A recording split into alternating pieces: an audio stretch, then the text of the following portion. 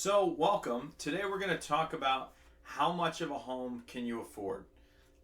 When people are getting ready to purchase a home, whether it be their first home, second home, vacation home, home, whatever it might be, the question is one that I get a lot. How much of a home can I afford? The problem is if you walk into a bank, if you walk into the mortgage loan officer and ask them how much of a home you can afford, they're going to apply a very general calculation to your stats, your income and such, and tell you how much you can afford based on their analysis, which is really how much risk the bank is willing to take on. But that doesn't actually mean that's how much you can afford. You need to be able to figure out for yourself how much you can afford because you're going to take in a lot more factors than someone who's selling a home mortgage to you. So we're going to take a look at that today. The first thing we're going to do is we're going to take a look at how the bank determines how much of a home you can afford. The first thing they're going to ask you is how much income do you make? And for our scenario today, we're going to assume a household income of $120,000. Okay? So we'll just say this is household income, $120,000. And this is gross. Now, when you go to the mortgage company and you say, hey, we have $120,000 household income, they're going to use that number and then they're going to do a calculation based on how much you're putting down. Let's say for our scenario today, you are putting 20% down.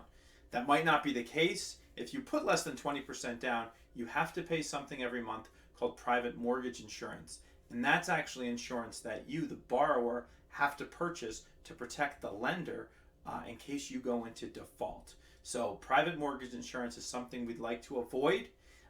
The rate of it can vary based on exactly how much we're putting down and some other factors, but we're not going to look at that today. We're going to assume you're putting 20% down. So when you walk into the bank and you say, hey, I'm putting 20% down, they're going to do this math. They're going to determine that you're able to spend 50% of your gross income for your house payment. And we're also going to assume you don't have any other debt. No car loans, no student loans, no home equities, no balances on credit cards.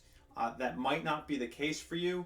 We'll talk later about how to make sure you're ready to purchase a home. Today we're just focusing on how much can you afford and the calculations that you're going to do in the calculations, in this case, that the bank's going to do. So they're saying 50% of your gross income can be used for your home payment. All right. In this case, that would be $60,000. All right. Now that's a year. We have to divide that by 12, and we arrive at. They determine you can spend $5,000 per month on your mortgage payment. Now let's look at what goes into a mortgage payment. The first thing that's going to go into a mortgage payment is actually, and let's just do this here. This is your mortgage payment. The first is principal and interest. That is actually the loan that you borrow. The other thing that you'll usually have to pay is escrow. And whether you're escrowing or not, if I can spell, whether you're escrowing or not, you're still going to have to pay your property taxes and homeowners insurance. That's what escrow is. For our sake today, let's put in the property taxes plus homeowners insurance. For our sake, let's just assume that's $1,500 on this property. That's giving probably about $1,300 a month towards property taxes, another $200 a month towards your homeowners insurance. Those numbers may be a little bit high. If you're in New Jersey, that's not high for property taxes. That's kind of, it's a little on the higher end, but you can find $1,300 a month in property taxes everywhere you look here in New Jersey. So I can do this math in my head. That gives us a $3,500 principal and interest payment. And that's what then the mortgage loan officer would stick into a calculator to see what you can afford.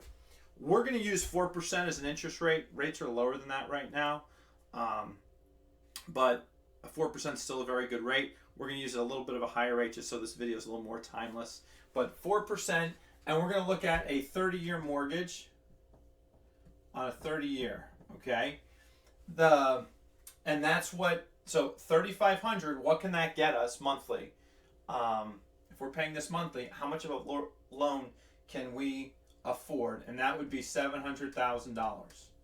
Now, what did we just say before? We put 20% down, so we've got to do a little bit of math. We can divide this by 0.8, and we get $175,000 is our purchase price of what we can look at, right? We're going to put our 20% down. We talked about 20% down. In this case, that amount was $175,000. All right. Plus the $700,000 loan. This is our mortgage loan that we get. 700 plus 175 equals 875. That's our purchase price. That's what the bank would tell you, right? You have no debt. You got 20% to put down. Household income's 120,000 gross. This is the math they do. Here's one of the problems.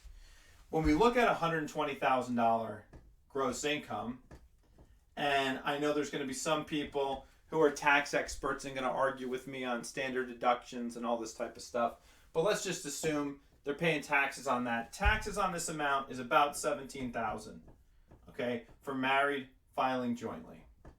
So if this is taxes, that gives us actually $103,000 take-home pay, right? Take what comes to our paychecks. Yeah, there's some other things that might be withheld, but that's our take-home pay after taxes.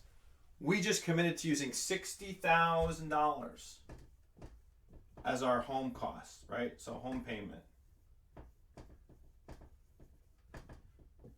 That leaves $43,000 for us to kind of live our life, right? If we divide this by 12, all we have is $3,500 a month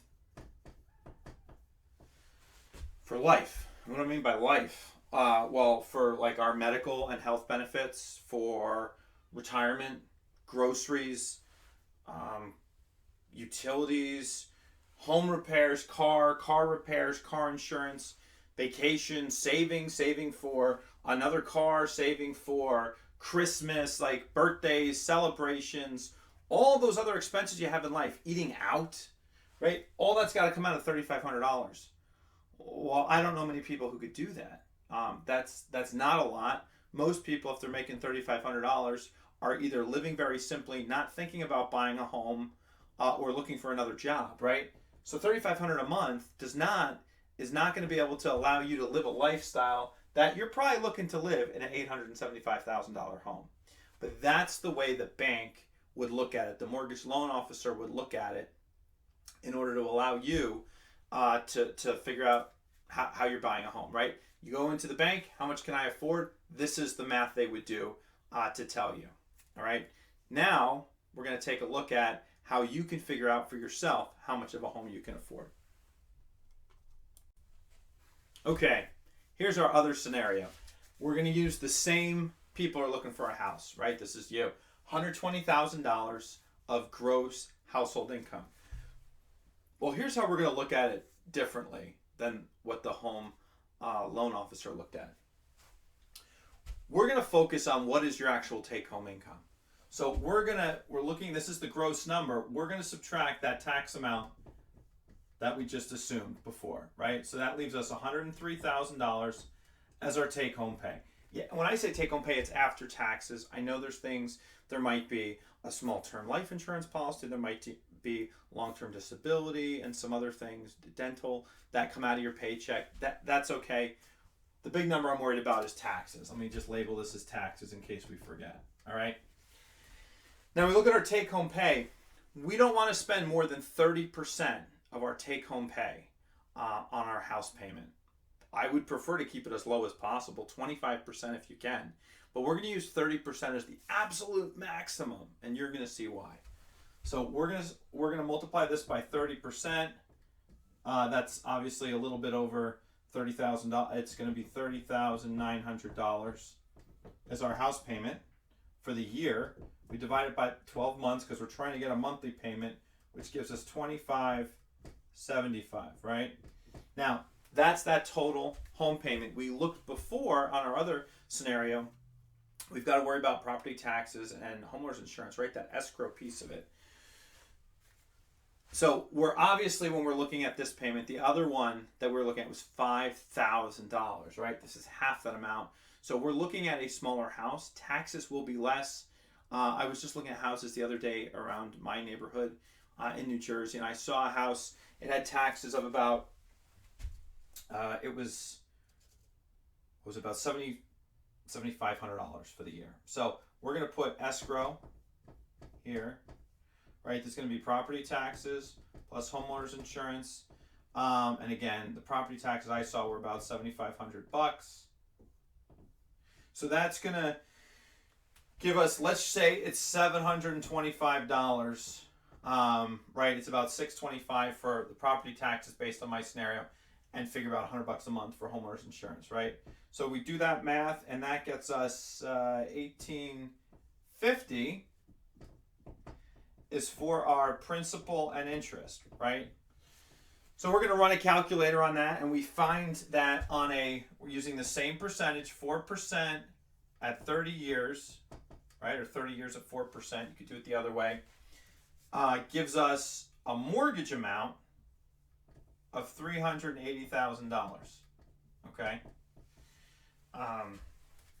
Right. So again, monthly payment $2,575, $725. That's escrow. 1850s, principal and interest.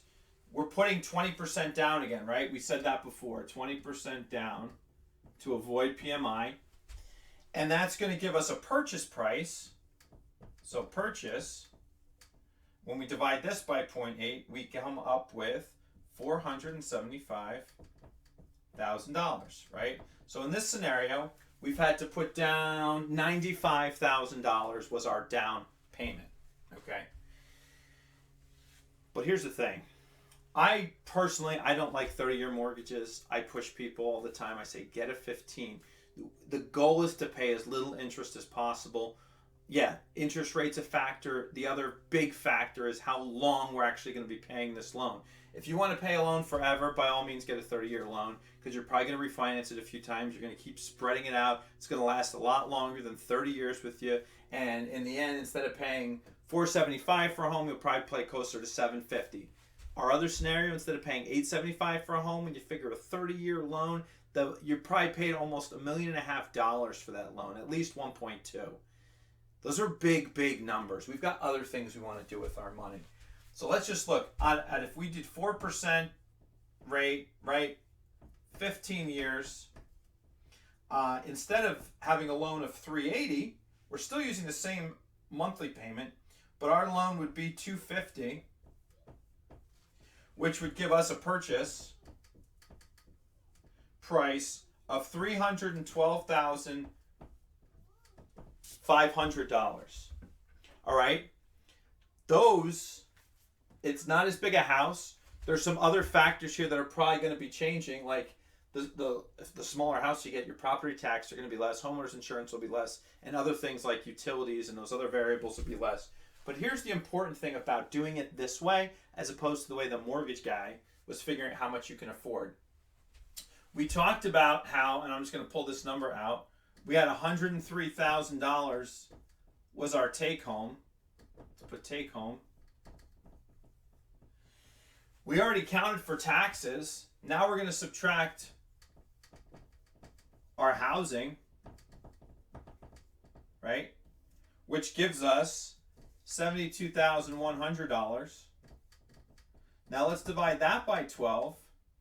And we've got, well, I'll just round it off to $6,000 left. Okay? I should get a different color to highlight that, but $6,000 left. Our other scenario we just looked at with the mortgage loan officer, they were going to leave $3,500 left, right, for us to live our life. And I went through a bunch of things, the utilities, benefits, retirement, savings, cars, groceries, food, eating out, just having fun in life. $3,500 would very much limit us. $6,000 gives us a lot more room to live life, right? I want you to get a nice house. I just don't want a nice house to get you. And when we start looking at houses and we start looking maybe a little bit beyond our price range, we start to get house fever. We need to go home, take a cold shower, calm down, and start looking at the numbers the right way to make sure we have enough room in our budget to continue to be at the level of generosity that we want to be at. To be able to do those things in life that we want to be able to accomplish or go do those experiences we want. We don't want having a big house payment strap us from living life to the full. The other thing I want to just caution about is so many times we can think, well, I make $120,000 now, but in a couple years I'll make more because that's a guarantee, right? A couple years from now I'll be making $150,000, $180,000. That'll be our household income. The problem is if we put our spot, if we buy a house in our current spot, maxing it out, and we're hoping one day to make more to make life a little bit more bearable on the financial front, we're going to be stressful. We are going to have so much money stress in our life. Instead, if you do it this way, and you have $6,000 to live, which I know a lot of people that can live off that. I can live off of that, right? My house is paid for and I got $6,000 coming in. Please. If I get a raise then up to 150, 180, whatever, sky's the limit, whatever our household does, that then is just increasing this number. It's giving us room to live and room to be generous. It's not coming in and finally relieving some stress because we bought too much of a house. So take a look at this. If you'd like help doing your own scenario, please feel free to reach out to me. It's paul@dollarwise.com. That's wise, WHYS, just like on my shirt here, dollarwise. Or go to my website, dollarwise.com, www.dollarwise.com. There's a little thing that floats around. You can click to schedule a 15-minute Zoom call with me. And I'm happy to just go over your particular situation, your scenario, to help you make a wise choice on how much home you can afford.